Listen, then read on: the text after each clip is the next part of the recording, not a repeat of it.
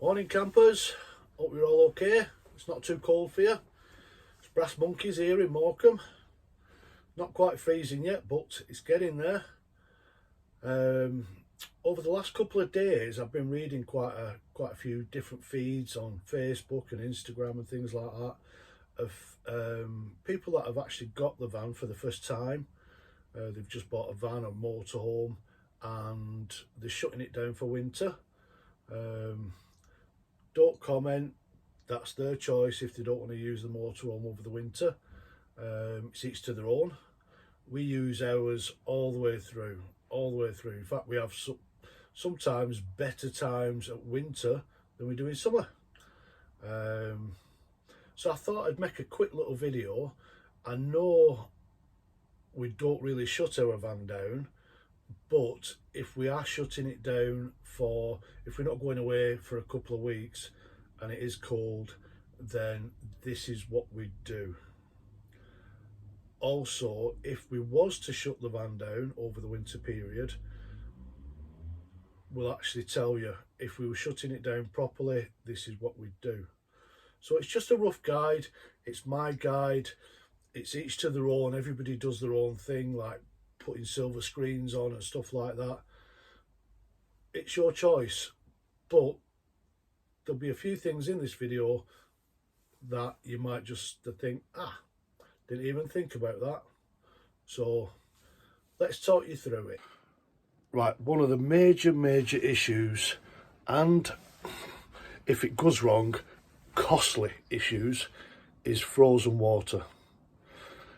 I think on average, roughly, for a new boiler, you'd be looking at £1,500 to £2,500. So if you get that wrong, it's a dear mistake. Last year, we wasn't using our van for a couple of weeks, and I thought I did it right, but slightly forgot one crucial bit, which I'll talk you through. So let's get to the boiler. Right, we have a Bailey. It's a 794i, and this is, I didn't know whether you saw that or not, just a little extra. They're only from one of the cheap shops then. Now, I know this is not about lights and accessories and stuff like that, but I get up 2-3 times in the night. So as soon as I put my foot on the actual, start putting my foot on the carpet, the light has a little sensor on. So yeah, in the Bailey, it's on the driver's side at the rear. It's under this floor. Hope we can see it. So we'll lift that's the big boiler there, it's the Aldi system.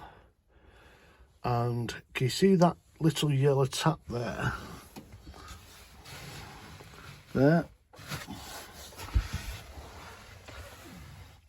That, if you lift that up, I'll quickly show you. I don't want to drain my water because we're going away in a couple of days.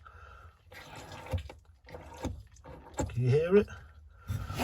If you lift that, that will actually release water out of your boiler.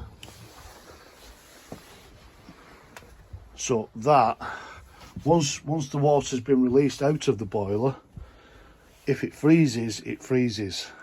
So it won't crack any pipes, it won't crack the thermal coupling and stuff like that. That's in the boiler. So save yourself a fortune. Now we have, like I said, I don't want to keep going on about it, a Bailey. In the floor, this is our water tank. Now inside there's a rubber bung. We can pull that out and that will actually release all the water from the actual freshwater tank. Now our wastewater is down there. Open the tap, that will release it. So that's the water sorted. Is it? No. What you actually need to do, once you've actually run the water out of your boiler, and out of your freshwater tank is turn your water, well, put your electricity on, pressure water pump on, so it's pressurised like you normally would if you're just filling your taps, and then open your taps. Make sure your taps are open. Last year, because of somebody coming to the van, I forgot to do that, and I didn't open that, and when we looked at the kitchen window, we had an icicle about that long, because the water had frozen in the pipe and pushed it and pushed it and pushed it and pushed it and pushed it, and it came out. So if you are locking it down for winter, drain your tank, drain your boiler, put your water pump on and release the tap. Do it in your kitchen, like so. Go to your bathroom. Do it to your bathroom. Yeah. Our water's not on at this moment in time, but as soon as you open that, it comes out. And then do it in your shower. That will release all the pressure in that system.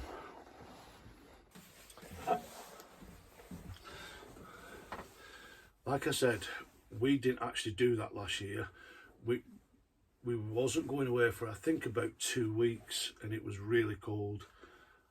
So I thought, do you know what? I'm going to drop the water out of the boiler just to make sure, and I forgot to open the taps. Luckily, touch wood, no damage was done to the boiler or any of the water pipes. Don't forget, it might not touch your boiler because your boiler might be a bit warmer because it's inside, but if any of your water pipes are outside, the next time you use your van, you're going to fill your water up, drive on your jollies, put it on, and you're going to either have a leak or, well, just no water. So make sure that you open your taps. Right, so that's pretty much us if we're not using it for a couple of weekends. Now, like I said, we use our van all year round.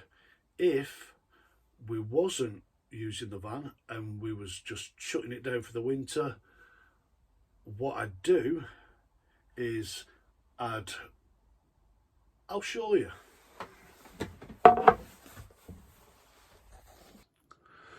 All the cupboards. It's going to be a bit of a mess in here. This is our snacky kind of cupboard. All the cupboards, I'd open all the cupboards like so and let all the air float around them.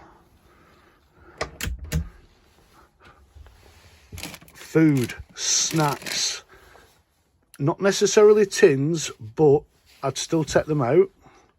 I'd get rid of any food in the van at all.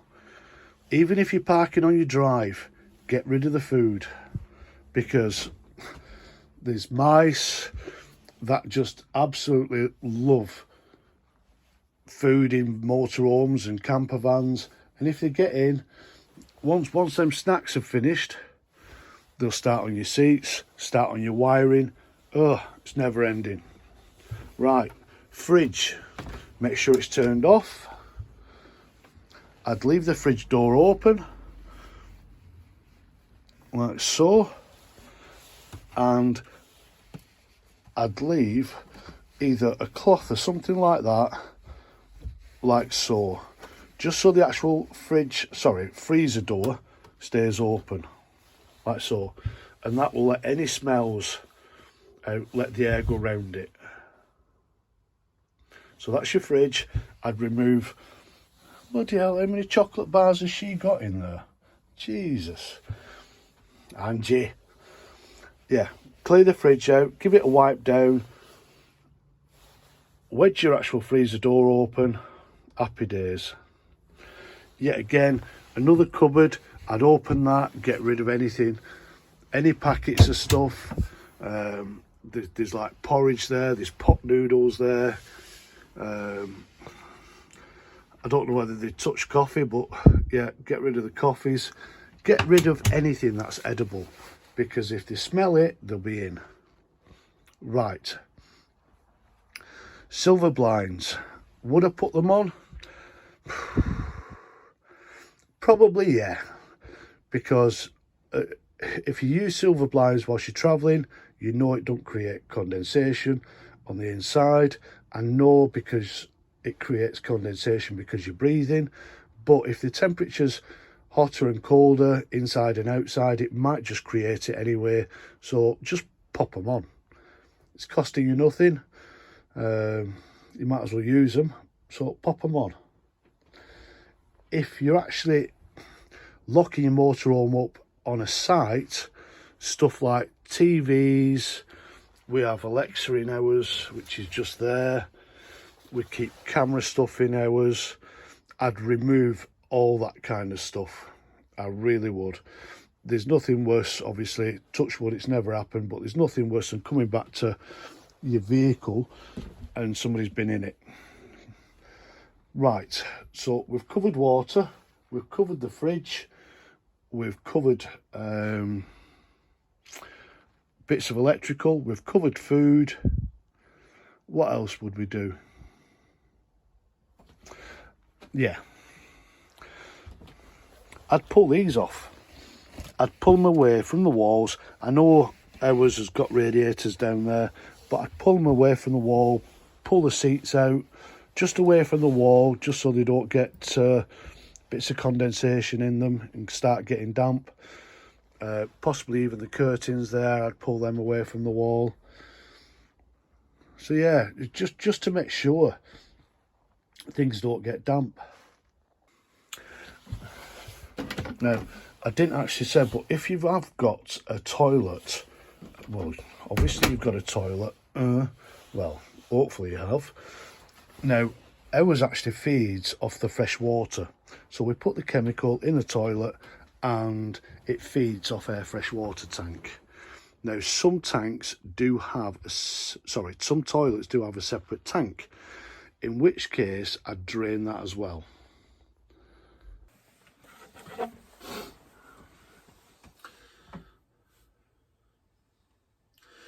Now, this isn't the Bible on how to shut your motorhome down for the season. It's just a little guide, just to help if you're new to it. Just things that we've picked up over the last few years of motorhoming. Yeah, I know some people that actually park it on the drive, plug it in and leave the heating on very low, which keeps the van warm, so they don't shut the water down and things like that. But obviously with the cost of electricity and things like that, is it worth doing? Plugging your van in, leaving your heating on electricity and just keeping the chill off the van? Maybe. It's just a cost, isn't it? It's a cost that do you really need at this moment in time? Yeah, I'd go through your motorhome, make sure there's nothing edible. Even now, me just looking down there thinking, well, underneath that seat, that's kind of the dog's cupboard. We keep like the spare dog leads and spare poo bags and things like that. And I know for a fact there's dog treats in there. Now, if I was shutting it down, there's no way that them dog treats would be in there.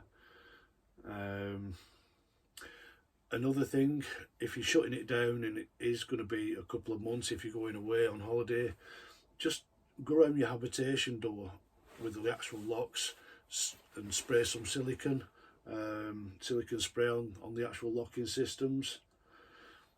If you are leaving it, think of your security. If you've not got any steering lock or pedal locks, perhaps purchase them. Keep it nice and safe, so you know when you come back, you're coming back to a motorhome. Even daft things like now, just looking round, we have a whistling kettle, which most of us do. Make sure there's no water in it, because it might just crack. I will always make sure that the gas is turned off from the bottles, and I also would make sure I isolate the van inside from gas. So yeah, I think that's pretty much it. Make sure all your skylights are shut. Yeah, if you are parking it in certain places, like now if you are parking it on a field or a car park or a secure storage, make sure you shut your blinds, because if you are going away for 2-3 months, in the winter we do get quite a lot of low sun, and the worst thing that could actually happen is somebody could look in and think, oh, right, okay, and they might be tempted to come into your van, or yet again the sun coming through, it might discolour your seats, it might just do they call it sunburn? I don't really know, but I've had it before with the dashboard where the sun came through all the time and it discoloured the actual dashboard. It's just daft little things. A lot of it's common sense, but find your boiler, lift the little 9 times out of 10 I would have thought they're going to be yellow taps, let that water drain and empty your tank. Open your taps. That's the main cost to me. If that boiler goes, it's 2,000 quid. So hope it helps somebody, this little guide. I'm sure it will for somebody who's quite new to motorhoming. For you fellow seasoned motorhomers and van people, sorry to bore you, but you know me, if a little video helps somebody, even if it's just one person, then it's worth me having a brew, sat here doing a bit of filming before we clean the van. Please like the video, please comment on the video, what's your little tips? It might just help somebody else who's reading the comments but watching the video. Like I said, that's just my little guide, and if you're not already subscribed, please subscribe.